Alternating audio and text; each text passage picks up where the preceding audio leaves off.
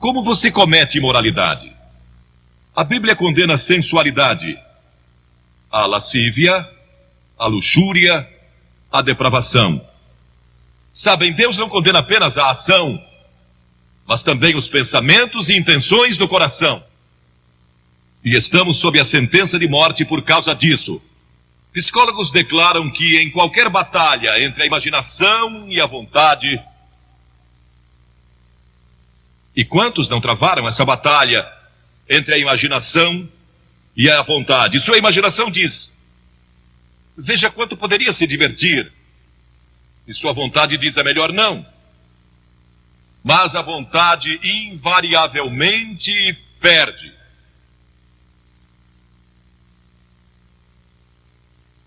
A imaginação vai vencer.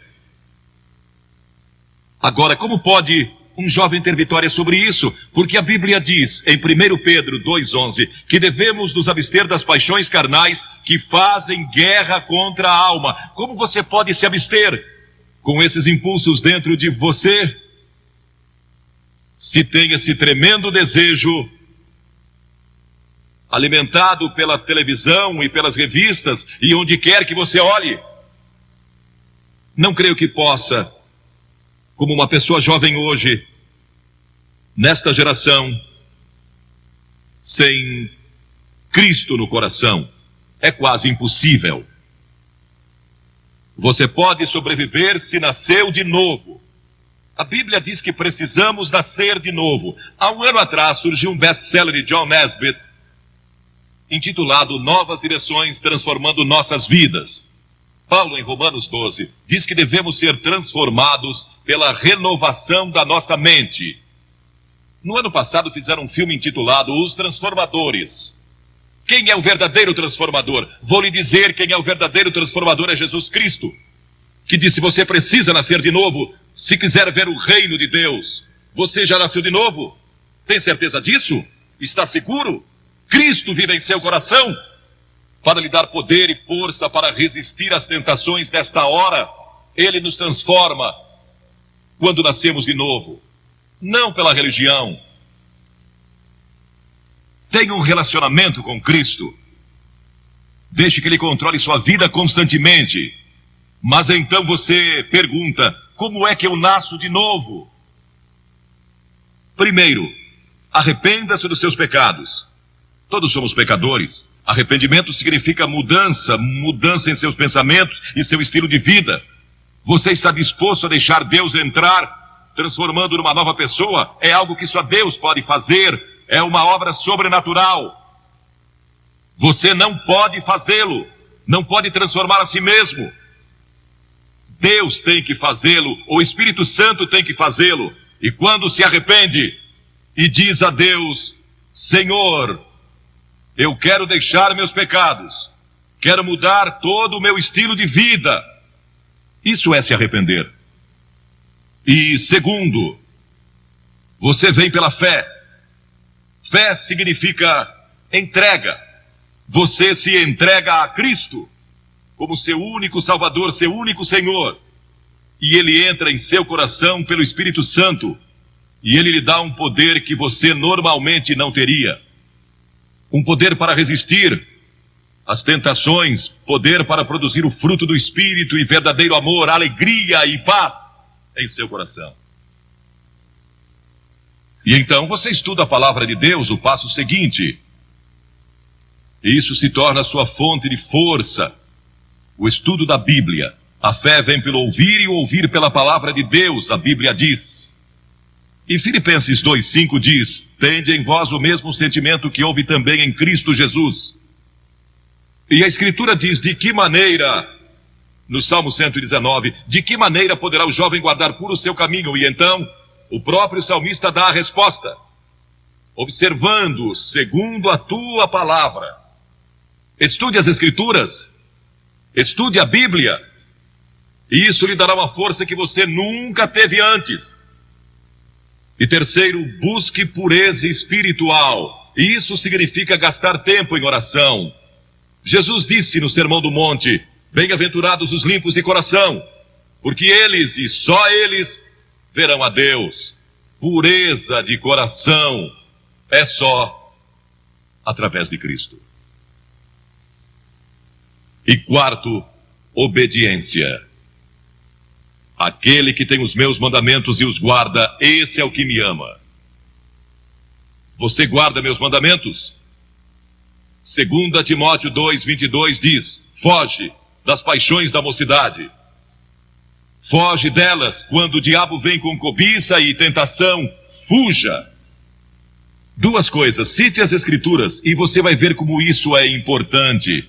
Cite as Escrituras e fuja daquela tentação.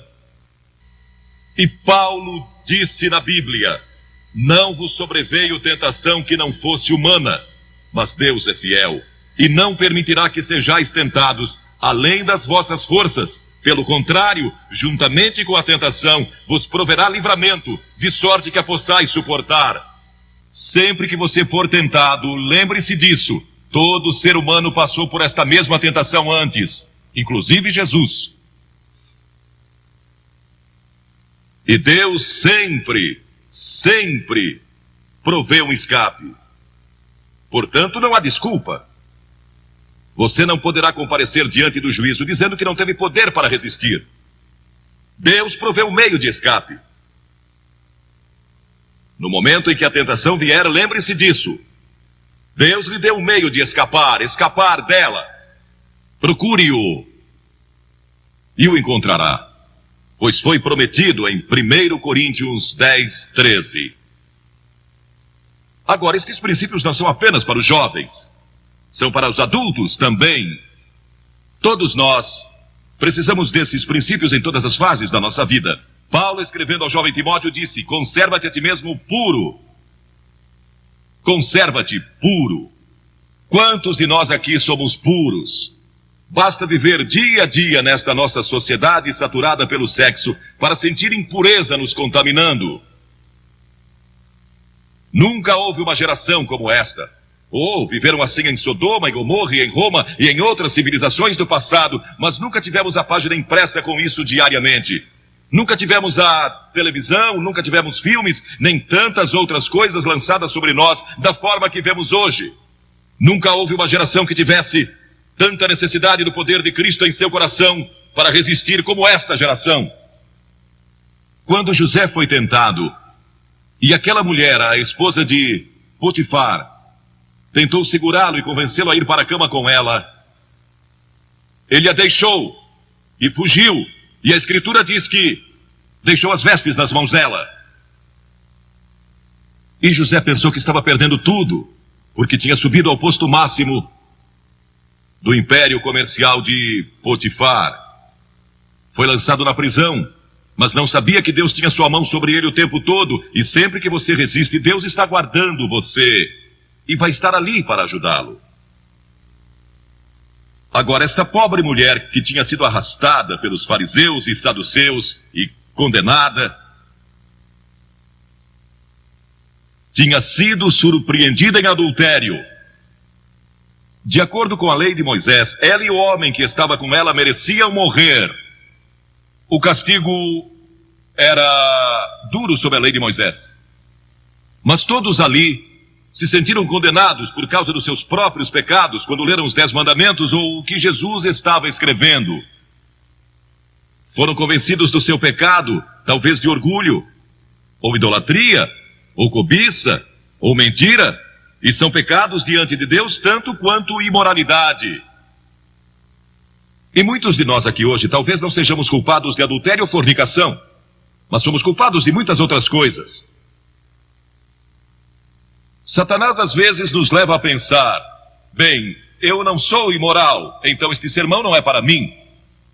Esta mensagem é para todos aqui, porque todos pecamos e estamos destituídos da glória de Deus, e talvez seu problema seja orgulho ou hipocrisia.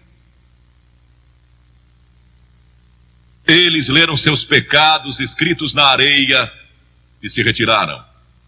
Algumas das pessoas mais morais aqui hoje, algumas das melhores pessoas deste país, precisam de Cristo, tanto quanto aquele que cometeu imoralidade sexual. Jesus disse: mulher, onde estão os teus acusadores? ninguém te condenou? E havia música em sua voz quando ela respondeu: ninguém, Senhor. Naquele momento ela recebeu Cristo como seu Senhor, porque este é o sentido da palavra no grego, meu verdadeiro Senhor. Naquele momento, ela abriu seu coração a Jesus Cristo. As Escrituras dizem: vinde, pois, e arrazoemos. Diz o Senhor: ainda que vossos pecados são como a escarlate, eles se tornarão brancos como a neve, ainda que são vermelhos como o carmesim, se tornarão como a lã. Como pode ser isso? Por causa da cruz. Quando Cristo morreu na cruz, ele levou o nosso pecado e pecados. E há uma diferença entre pecado e pecados, plural. Pecado é a doença que temos, é a raiz. E dela vem os pecados: orgulho, lascívia, cobiça, inveja, o que quer que seja. Os pecados daquela mulher foram perdoados porque Jesus foi para a cruz. E nossos pecados podem ser perdoados porque ele levou esses pecados sobre a cruz por nós. E Deus o ressuscitou dos mortos, e ele está vivo hoje. E está pronto para entrar em seu coração e transformar sua vida. E então Jesus deu a essa mulher esperança para o futuro. Ele disse: vai e não peques mais. Volte para a sua cidade, volte para os seus amigos, volte para a sua velha vizinhança, volte para todos os lugares por onde você andou e não peques mais, porque eu estarei com você, dando-lhe força e poder para resistir às tentações. A Bíblia diz que o próprio Jesus foi tentado em todas as coisas à nossa semelhança, mas sem pecado. Seu passado pode ser perdoado e você pode ter um poder especial para resistir ao pecado no futuro. Você já recebeu a Cristo em seu coração? Talvez diga: bem, Billy, eu fui batizado e fui confirmado conforme a tradição da minha igreja. Você vive uma vida reta e realmente não é má pessoa. Mas no fundo do seu coração realmente não conhece a Cristo, não tem certeza disso, ou talvez você seja a pior pessoa de sua cidade e está vivendo hoje. Ele perdoará você, se você deixar. Ele morreu por você, verteu seu sangue por você e foi pendurado na cruz. E puseram pregos em suas mãos e uma coroa de espinhos na cabeça. E o sangue jorrou das feridas. E ele clamou: Deus meu, por que me desamparaste? E curvou sua cabeça e disse: está consumado. O caminho da salvação agora está completo. E ele foi recebido de volta no céu, para onde nós iremos um dia. Se eu morrer hoje, sei que vou estar com ele lá. Tenho certeza disso. Não porque eu mereça. Não sou uma boa pessoa nesse sentido. Não sou bom que chega para ir ao céu. Não é porque eu li a Bíblia ou preguei em reuniões como esta. Não vou para o céu por causa disso. Vou para o céu por causa do que Cristo fez, e você pode ir para o céu da mesma forma. E pode receber perdão dos seus pecados. E pode ter poder em sua vida para resistir à tentação quando ela vier. Você diz: que devo fazer? Como eu disse há pouco, disponha-se a dar as costas ao pecado e se arrepender. Segundo, pela fé, receba a Cristo. Essa palavra fé é mais do que você pode conceber. Significa dedicação. Eu me entrego.